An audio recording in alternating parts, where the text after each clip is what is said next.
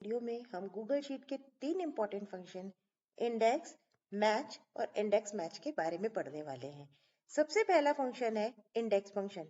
Index function का उपयोग हम तब करते हैं जब हमें किसी दिए हुए डेटा सेट में किसी पर्टिकुलर रो पर किसी पर्टिकुलर कॉलम की वैल्यू को निकालना होता है।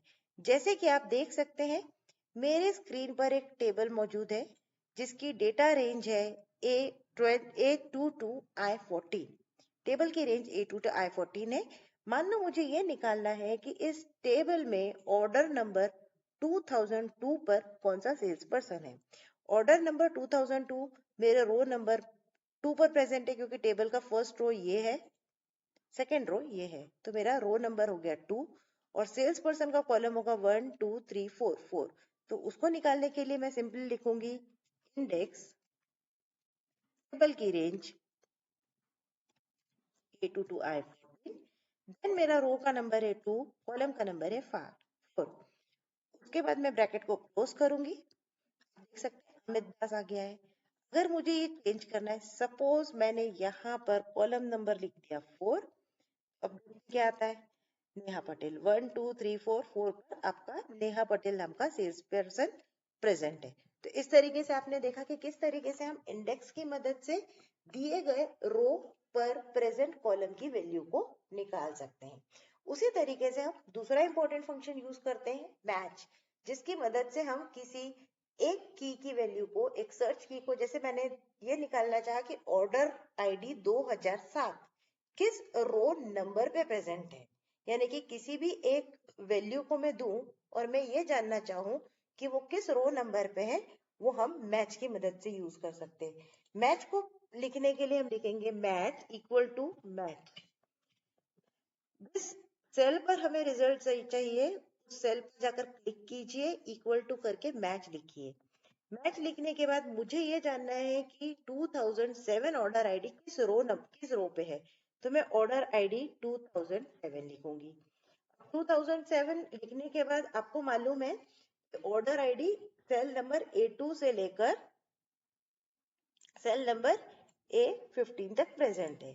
अब यहाँ पर अब मैं जब सिलेक्ट कर रही हूँ तो टेबल की रेंज आ रही है। अगर मैं इसे यहाँ पर गूगल में डालूंगी तो आंसर सही नहीं आएगा। इसके लिए मैं लिखूंगी A2 to A14। मैंने A2 to A14 लिखा और उसके बाद में 0 लिखूंगी। 0 क्यों? क्योंकि हमें एग्जैक्ट रिजल्ट चाहिए।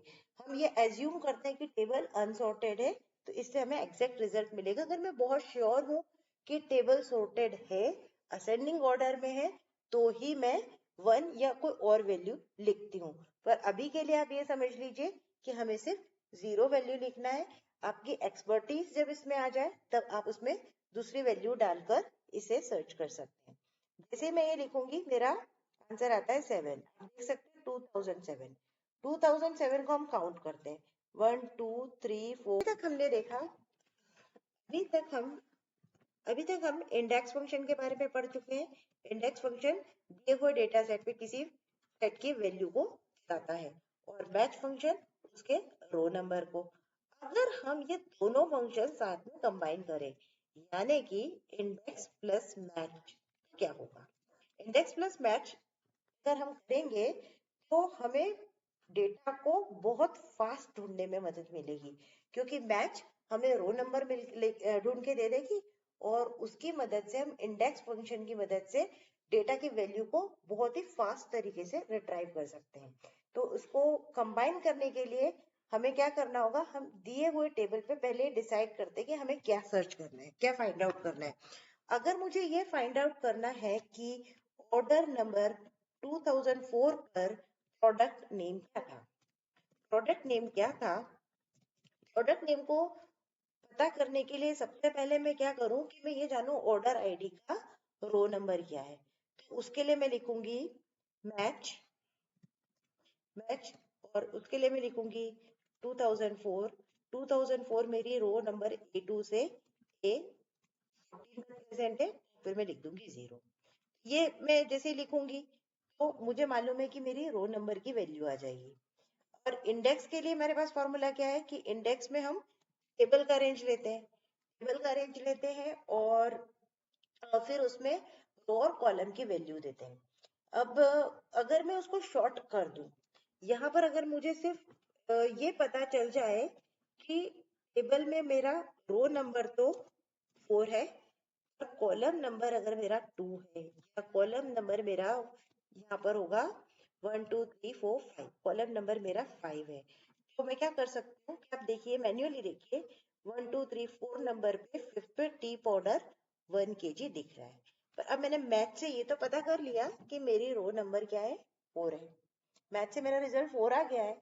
तो अब मैं उसको किस तरीके से करूँ शॉर्ट फॉर्म में कि डेटा सेट की वैल्यू जल्दी प्रोसेस हो जाए, क्योंकि मैच ने मुझे रो नंबर निकाल के दे दिया है। तो उसके लिए हम इंडेक्स मैच को कंबाइनली लिखते हैं। उसके लिए मैं लिखूंगी इक्वल टू इंडेक्स। इंडेक्स में मैं सीधे कॉलम नंबर दे दूं। कॉलम नंबर मेरा एफ है, F2 टू F14, मैंने कॉलम नंबर दे दिया। कॉलम नंबर देने के बाद मैं मैच फंक्शन को यहाँ लिख देती हूँ, मैच 2004 A2 टू A14 0, ये मैच फंक्शन दिखा, कॉमा 0, एग्जैक्ट वैल्यू निकाल के दीजिए। और आप देख सकते हैं कि टी पाउडर 1 kg आया है। यहाँ पर हमने क्या किया, आप फॉर्मूले को ध्यान से देखिए। फॉर्मूले में हमने क्या लिखा है, यहाँ पर आप देखेंगे फॉर्मूले में हमने लिखा है result range, product name F2 to F15 था, और यहाँ पर हमने रो को रिजल्ट कर दिया है, रो को रिटर्न किया है। तो एग्जैक्टली हम क्या कर रहे हैं, यहाँ पर हम दे रहे हैं कॉलम नेम, सबसे पहले हम यहाँ पर कॉलम को दे रहे हैं, कॉलम के बाद हम मैच से रो नंबर को दे रहे हैं। मैच जब करते हो तो आपका रिजल्ट क्या आता है, आपका रो आता है, और उसके बाद मैंने लिख दिया 0, यानी कि मैंने उसको क्या कहा कि भाई अगर मेरा कॉलम नंबर 4 है और रो नंबर 4 है, तो रो नंबर 4 और कॉलम नंबर 4 पर एग्जैक्ट मैच निकाल के दीजिए। 1 2 3 4 मेरा 4 नंबर का रो है, एक 4 नंबर का रो है, और कॉलम नंबर मान लो 4 है, तो आंसर क्या आना चाहिए, नेहा पटेल। इसको हम प्रैक्टिकली करके देखते हैं। यहाँ पर देखिए आप, A2 की जगह F2 की जगह मैं D2 कर लेती हूँ, D2 टू D14, देख सकते हैं आंसर नेहा पटेल आ जाएगा। देखिए, आपने समझा कि पहले आप मैच से रो नंबर फिट कीजिए, कॉलम नंबर की रेंज दीजिए इंडेक्स में। इंडेक्स का फर्स्ट पार्ट होता है आपका कॉलम नंबर दे दिया, फिर आपने उसका रो नंबर दे दिया, फिर आपने बोला कि मेरे को एग्जैक्ट रिजल्ट चाहिए, क्योंकि मुझे नहीं पता मेरा टेबल सॉर्टेड है कि अनसॉर्टेड है। तो जब मैं 0 देती हूँ तो मुझे एग्जैक्ट मैच निकाल के देगा। तो आपने देख लिया कि किस तरीके से हम इंडेक्स मैच और इंडेक्स मैच का यूज करते हैं। अगर आपको ये वीडियो पसंद आए तो इसे लाइक और सब्सक्राइब करें। Thank you.